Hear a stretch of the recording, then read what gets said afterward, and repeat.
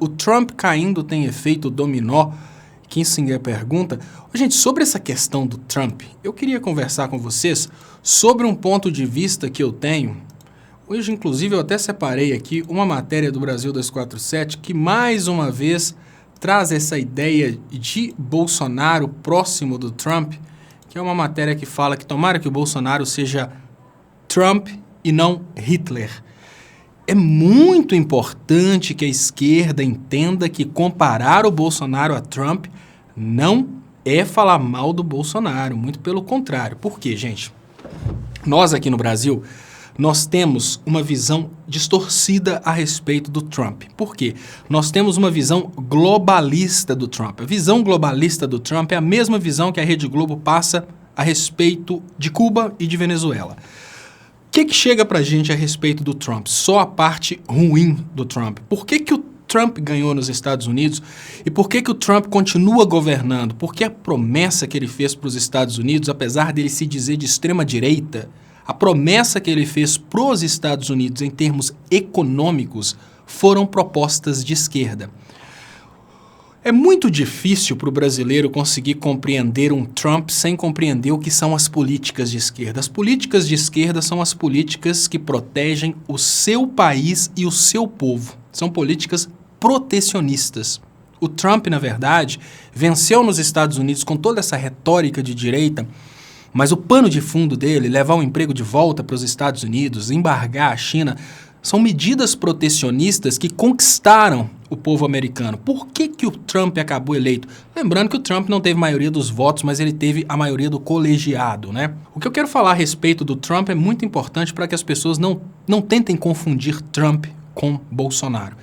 Eles são inversos. Apesar de que o Bolsonaro tentou surfar na onda do Trump, eles são políticos completamente diferentes e com propostas completamente diferentes. Eles são complementares, o que é bem diferente deles serem iguais. Complementar é, por exemplo, um pedreiro e um servente. Se você tiver dois pedreiros, pode ser que a obra nem ande, porque talvez um pedreiro não queira se rebaixar a servente e fazer o serviço do servente. Em contrapartida, se você tiver dois serventes, eles podem preparar tudo, mas eles não vão conseguir fazer o serviço do pedreiro. No entanto, se você tiver um pedreiro e um servente, o serviço sai, porque eles são complementares. O Bolsonaro, ele é complementar ao Trump, mas nunca igual ao Trump. Isso porque a proposta dos Estados Unidos é de um Brasil submisso. A proposta do Brasil é de um Brasil submisso. Estados Unidos soberano, Brasil submisso. É por isso que dá tão certo esse entrosamento entre Bolsonaro e Trump, porque não existe um conflito de interesses. O Trump quer o Brasil como escravo, Bolsonaro está disposto a entregar o Brasil como escravo. E é por isso que eu falo que as pessoas vocês precisam conseguir enxergar Trump da ótica dos Estados Unidos para a gente parar de vez com essa coisa de comparar o Bolsonaro com Trump. Não tem nada a ver uma coisa com a outra. Veja bem, vamos imaginar a situação dos Estados Unidos ao longo do tempo, fazendo um resumo histórico do neoliberalismo americano, para que vocês com isso consigam entender o porquê que o Trump venceu. Olha, os Estados Unidos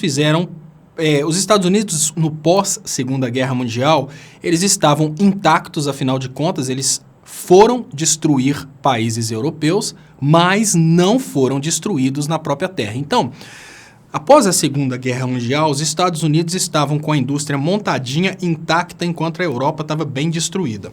Naquele momento, os Estados Unidos fizeram pesadas imposições de liberalismo. Qual que era a intenção dos Estados Unidos? Agora que essa Europa está destroçada, eu vou aproveitar dessa Europa destroçada e vou colocar como condições que essa Europa compre de mim e não coloque nenhuma barreira tarifária, não coloque nenhuma barreira de importação, que aceite o liberalismo, que aceite o dinheiro americano mandando aqui dentro.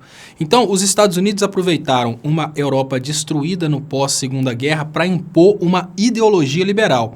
Aquela ideologia de que o capital tem que ser livre, mais ou menos assim, olha, não interessa se você é um país soberano. Se eu, de outro país, quiser montar uma empresa dentro do seu país, você não deve dar pitaco. Isso é um liberalismo do fluxo de capital. E outra coisa também, que os Estados Unidos pregaram durante muito tempo é que o capital livre ele possa gerar riqueza em qualquer lugar do mundo e nenhum lugar do mundo deve proteger suas fronteiras contra produtos vindos de outros lugares. Naquele momento isso era muito interessante para os Estados Unidos. Eu volto a falar.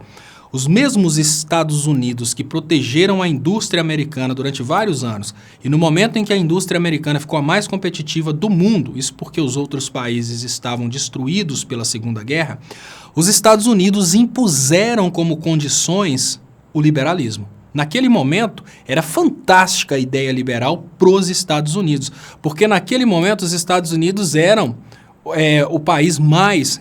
Até interessante, né? A gente falar eram o país mais, é porque os Estados Unidos é uma república federativa que veio dos estados, então acaba concordando no plural, penso eu.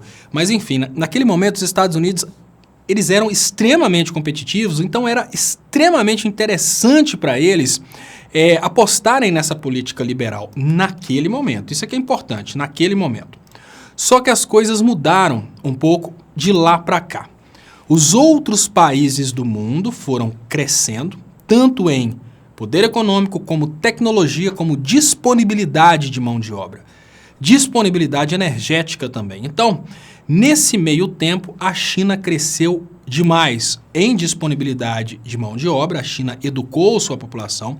Em disponibilidade energética, a China criou uma grande infraestrutura de disponibilidade energética, várias hidrelétricas, termoelétricas, termonucleares, transmissão de energia, 1 milhão de volts. Você imagina que o Brasil só tem uma linha de transmissão que me parece que em 500 mil volts. A China tem várias linhas em 1 milhão de volts.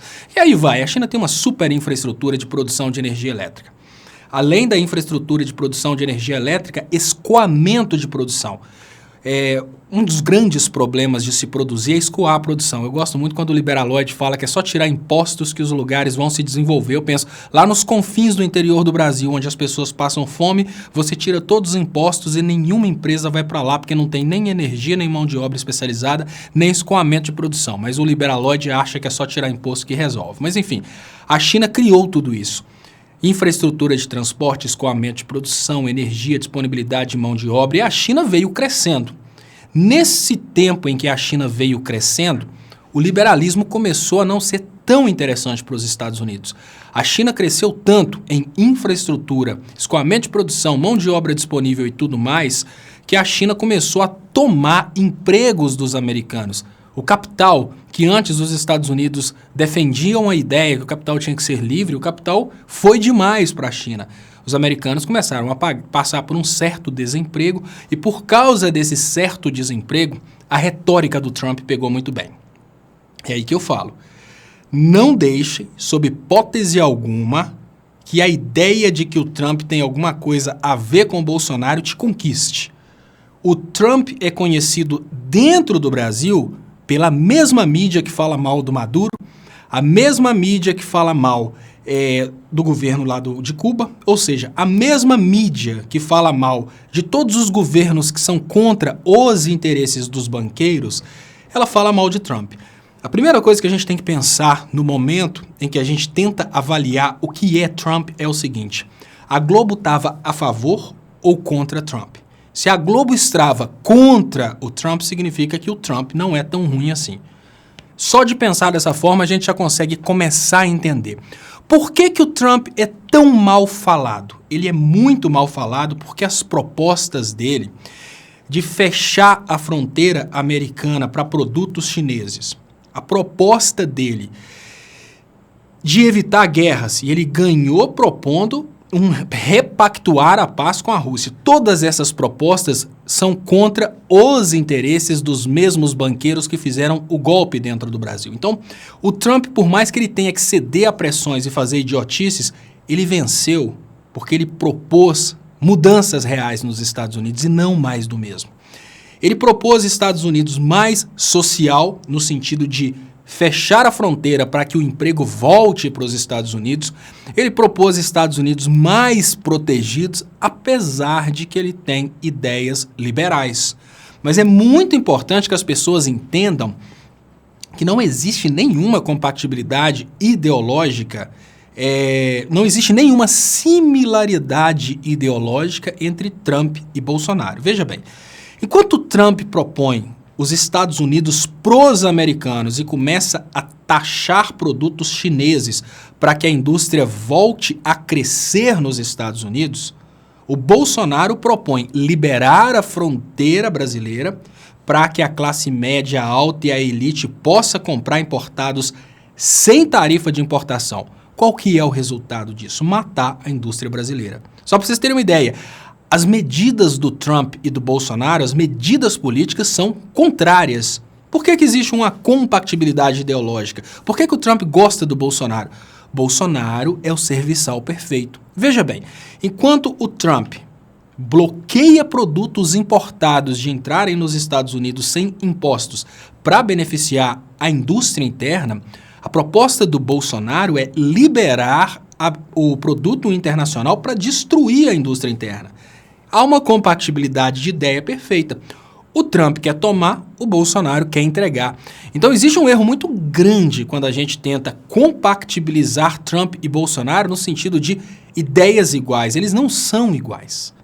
A gente não precisa imaginar que o Trump é ruim pro trabalhador americano. Ele pode ser sim ruim, ele pode ser péssimo para os outros países. Ele não é tão globalista. Mas pro trabalhador americano, ele impediu que várias empresas continuassem na China vendendo para os Estados Unidos, ou seja, ele está obrigando a criação de emprego dentro dos Estados Unidos. Se o Bolsonaro fosse fazer exatamente isso que o Trump está fazendo nos Estados Unidos, a gente tinha que bater palmas. Mas ele não vai fazer absolutamente nada disso. O Bolsonaro pode até aproveitar um momento de queima de reservas internacionais, aquela história de que o PT quebrou o Brasil, aquela história, lembram? O PT deixou 380 bilhões de estoque de reservas internacionais. Pode ser que o Bolsonaro comece a torrar essas reservas para utilizar essas reservas para forçar o consumo e dar uma impressão de que está tudo bem nos primeiros meses de governo. Mas após isso, é só colonialismo. Então, nós não podemos continuar comparando Trump ao Bolsonaro. Tem muita gente assim como tem muita gente dentro de Cuba que não concorda com o que falam de Cuba na televisão, tem muita gente dentro da Venezuela que não concorda com essa ideia de que a Venezuela é uma ditadura, lá nos Estados Unidos tem muito trabalhador que gosta do Trump, porque passou a ter emprego por causa do Trump. Então a gente precisa saber que não tem nada a ver uma coisa com a outra.